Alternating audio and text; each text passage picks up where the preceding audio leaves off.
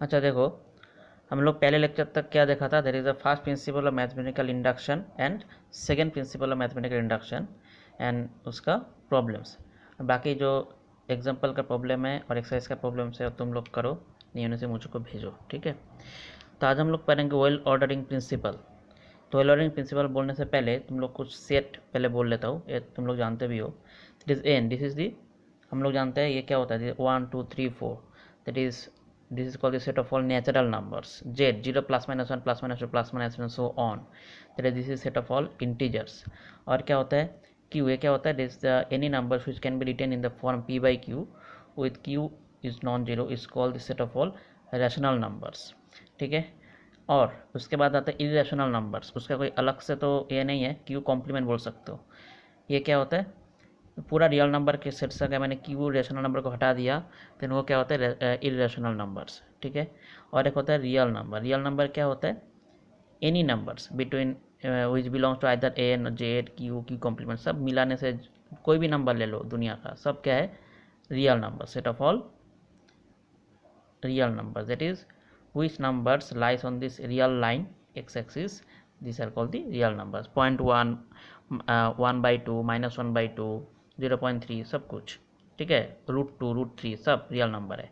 उसके बाद है complex number, set of all complex number, that is which any number which can be written in the form a plus b into I, where a and b are real numbers and I is equal to √-1, that is iota, ठीक है। that is the सबसे सबसे बड़ा field होता है सी, मतलब तुम यहाँ से कोई भी नंबर उठा लो सब सी होगा, बट ये जरूरी नहीं है कि कोई कॉम्प्लेक्स नंबर रियल नंबर होगा, ठीक है। अच्छा जो भी हो, अभी हम लोग पढ़ेंगे कि वेल ऑर्डरिंग प्रिंसिपल क्या है। तब एक चीज़ देखो, मैं कुछ सेट लिखता हूँ यहाँ पे, पहले ये सेट लिखता हूँ, that is the set of all natural number का सेट लिख लेता हूँ, 1 2 3 4 एंड सो ऑन। तो ये जो सेट है इसका एक लीस्ट एलिमेंट है और स्मॉलेस्ट एलिमेंट है, वो कौन है, देखो सबसे कम सबसे छोटा कौन है, 1 2 3 4 5 6, सबसे छोटा कौन होगा, 1 होगा सबसे छोटा, लिस्ट इज 1।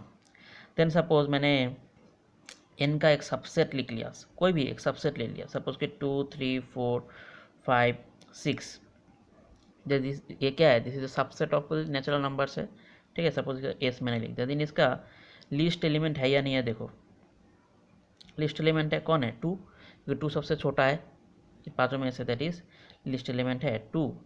देन सपोज मैंने एक नंबर ऐसे ले लिया 1 by 2 1 by 3 1 by 4 and so on. Then ये जो सेट आ रहा है इसमें क्या हो रहा है, इस सेट का कोई लिस्ट एलिमेंट है क्या, तो ठीक से देखो, अगर डेसिमल रिप्रेजेंटेशन में निकाला देन 1 by 2 क्या आ जाएगा 0.5, 1 by 3 क्या आ जाएगा 0.33, सपोज ये 1 by 4 क्या आ जाएगा 0.25। इसका मतलब क्या हो रहा है, 1 by 2 जो है वो कह रहा है ग्रेटर देन 1/3 है, 1/3 जो ग्रेटर देन 1/4 है, तो ऐसे तो चलता रहेगा। तो सबसे छोटा कौन होगा वो तो पता नहीं है, क्यों, क्योंकि ये इसके सेट का कोई स्मॉलेस्ट एलिमेंट है ही नहीं। इसका मतलब क्या हो रहा है, इसका कोई लीस्ट एलिमेंट एग्जिस्ट नहीं कर रहा है, ठीक है। अच्छा देन क्या हो रहा है, इस सेट के अंदर नहीं है, वो जो लिस्ट एलिमेंट है वो सेट के अंदर बिलोंग नहीं कर रहा है। सिमिलरली अगर मैंने सेट ऑफ ऑल इंटीजर्स ले लिया, सेट ऑफ इंटीजर्स क्या होता है, मिडिल में जीरो रहता है, इस तरफ 1 2 3 एंड सो ऑन, इस तरफ आता है -1 -2 एंड सो ऑन। लेकिन इस सेट का भी कोई लिस्ट एलिमेंट सबसे छोटा एलिमेंट है क्या, नहीं है, क्योंकि सबसे छोटा तो सेट का कोई भी, क्योंकि इस तरफ ऐसे जा रहा है इन्फिनिटी तरफ, माइनस इन्फिनिटी की तरफ, और ये इस तरफ जा रहा है प्लस इन्फिनिटी की तरफ, मतलब इसका भी कोई लिस्ट एलिमेंट नहीं है, नहीं है। इसका मतलब क्या हो रहा है, लिस्ट एलिमेंट किसके पास है, एक तो n के पास है, और एक n का अगर मैंने कोई सबसेट ले लिया उसके पास लिस्ट एलिमेंट एग्जिस्ट कर रहा है। तो this is the well ordering principle. तो वेल ऑर्डरिंग प्रिंसिपल क्या सजेस्ट करता है, that is every non empty subset of natural numbers n has a least element. इसका मतलब क्या है, तुम n का सेट ऑफ नेचुरल नंबर का कोई भी एक सबसेट ले लो, कोई भी, उसका एक सबसे छोटा एक एलिमेंट एग्जिस्ट करेगा, बाकी सेट का पता नहीं है, बट इसका करेगा ही करेगा। तो this is well ordering principle of natural numbers, ठीक है। तो ये स्टेटमेंट एग्जाम में आ सकता है, अब ये बाद में भी यूज़ होगा। तो याद रखना पड़ेगा, ठीक है, कि every non empty subset of natural number n has a least element, ठीक है। अभी हम लोग जो पढ़ेंगे उससे पहले हम लोग एक चीज़ देख लेते हैं। अभी हम लोग पढ़ेंगे डिवीजन एल्गोरिदम। डिवीजन एल्गोरिदम ये क्या चीज़ है पहले देखो। डिवीजन एल्गोरिदम, पहले सपोज कि तुम्हारे पास कोई भी एक मैंने ले लिया a इक्वल टू सपोज ए ले लिया 10 ले लिया, b इक्वल टू मैंने ले लिया 3, ठीक है। अभी 3 से मैं 10 को डिवाइड कर रहा हूँ, देन क्या करोगे तुम, क्वेश्चन कितना आएगा, 3 3 9, दैट इज रिमाइंडर आएगा 1, ठीक है। That is for these two integers 10 and 3 we can write 10 as, कैसे लिख सकते हो, 3 इंटू 3 प्लस द रिमाइंडर 1, ठीक है। सिमिलरली सपोज मैंने a इक्वल टू ए ले लिया, -20 ले लिया, एंड b इक्वल टू मैंने 3 रख दिया। फिर से अगर मैंने 3 से -20 को डिवाइड किया, देन क्या आएगा, -7, दैट इज -21। सब्ट्रैक्ट करने से इसका साइन चेंज होकर फिर से 1 आ जाएगा। Then we can write -20 for this two integers -10 and -20 and 3, we can write -20 equal to 3 into -7 plus 1, that is 3 into -7 plus 1 करके देखो, -21 प्लस 1 दैट इज -20 आ रहा है। फिर से अगर मैंने सपोज कि 3 से 9 को डिवाइड किया, देन कितना आएगा, 3 3 9, तो यहाँ पे कितना आ रहा है, 0 आ रहा है रिमाइंडर, दैट इज 9 को हम लोग क्या लिख पा रहे हैं, 3 इंटू 3 प्लस 0। फिर सपोज मैं 3 से 10 को डिवाइड कर रहा हूँ, देन क्या लिख पाओगे, 3 3 9, that is 1, then 10 equal to हम लोग क्या लिख पाएंगे, 3 इंटू 3 प्लस 1। सिमिलरली अगर 3 से मैंने 11 को डिवाइड किया, देन क्या लिख पाओगे बोलो, 3 3 9, that is 2, that is 11 equal to 3 into 3 plus 2, ठीक है। फिर से अगर मैंने फिर से 3 से 12 को डिवाइड किया, देन फिर से क्या हो जाएगा, 3 4 12, that is 0, that is 12 equal to 3 into 4 plus 0। फिर अगर मैंने 3 से 13 को डिवाइड किया, देन क्या आएगा, 3 4 12, that is remainder 1, that is 13 can be written as 3 into 4 plus 1। तो इसका मतलब क्या हो रहा है, यही ऑब्जर्व करने का बात है कि जब मैं 10 को डिवाइड किया 3 से, तब रिमाइंडर आ रहा है 1, फिर जब 9 को डिवाइड किया 3 से, तो रिमाइंडर आ रहा है 0। तो ये जो सेकेंड टर्म आ रही है, this are the remainders when any integer is divided by 3। इसका मतलब क्या हो रहा है, जो आउटपुट में रिमाइंडर आ रहा है वो किस में से बिलोंग कर रहा है, आइदर 0 आ रहा है और 1 आ रहा है और 2 आ रहा है। फिर से देखो, फिर से 0 1 रिपीट हो रहा है। इसका मतलब क्या हो रहा है, फिर से सिमिलरली अगर मैंने 3 से अगर कोई नेगेटिव इंटीजर हो, जैसे कि -20 को भी डिवाइड किया, तभी भी रिमाइंडर कितना आ रहा है, 1 ही आ रहा है। इसका मतलब क्या हो रहा है, जब तुम कोई भी एक इंटीजर को तुम 3 से डिवाइड कर रहे हो, देन आउटपुट में जो इंटीजर आ रहा है वो आइदर 0 और 1 और 2, इससे आगे और भी कुछ और भी एक्स्ट्रा कुछ भी नहीं आता है, ठीक है।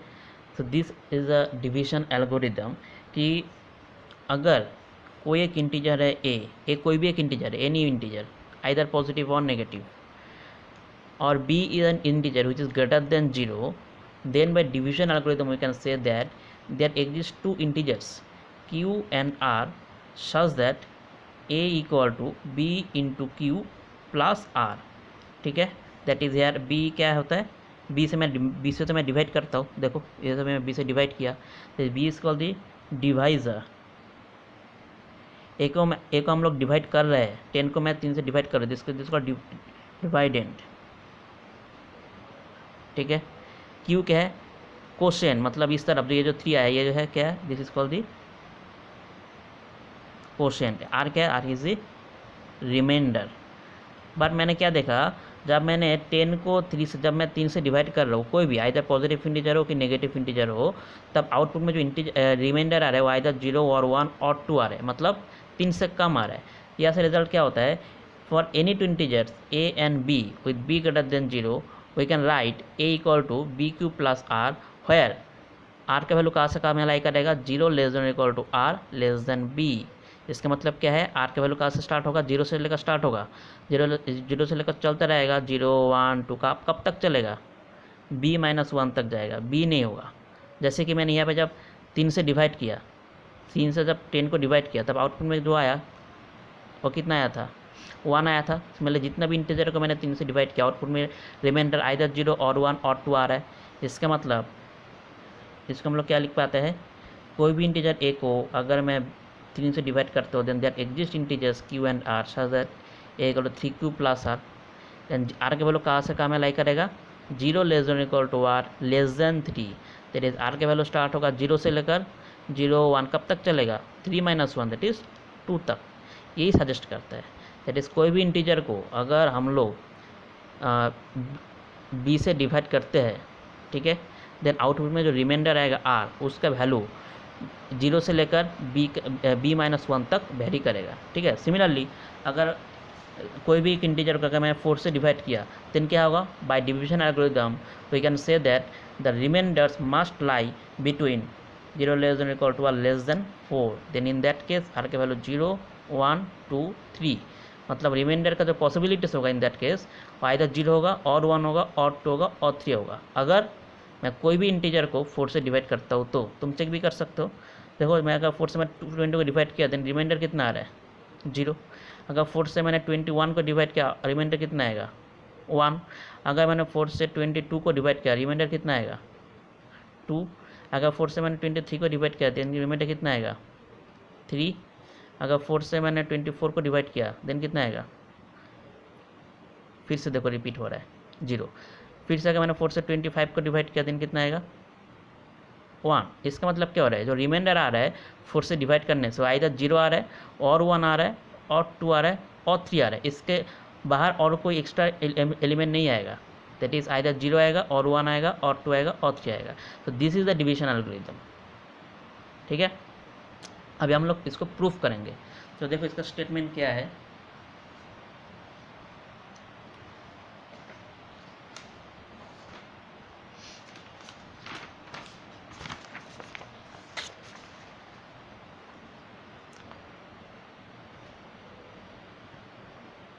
डिवीजन एल्गोरिदम, ठीक है।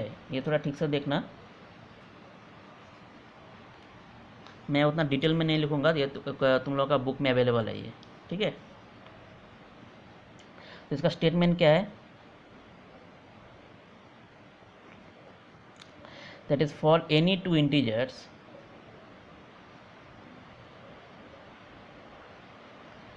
ए and B with b greater than 0, मतलब बी को पॉजिटिव मैं ले रहा हूँ यहाँ पे, ठीक है, बी को मैं पॉजिटिव ले रहा हूँ with b greater than for any two integers A and with b greater than 0 there exist two integers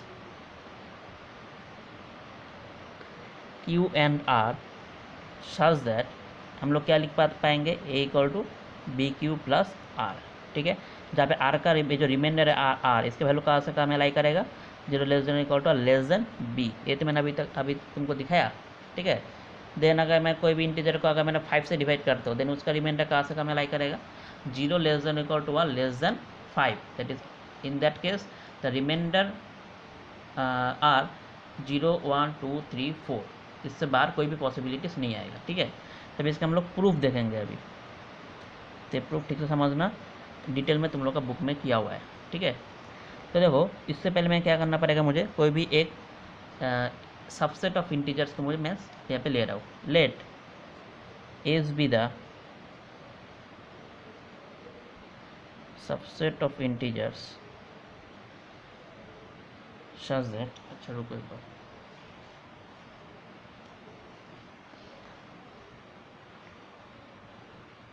a minus bx such that x belongs to z and a minus bx is greater than or equal to 0। तो पहले set को देखो ठीक से, set कैसे define किया हुआ है कि ये सेट में किस टाइप का एलिमेंट आएगा, जो a माइनस बी एक्स इस टाइप का होगा, जहाँ पे a एंड b क्या होगा, a is any integer but b must be a positive integer, b is greater than 0 state में बोल दिया है यहाँ पे, ठीक है।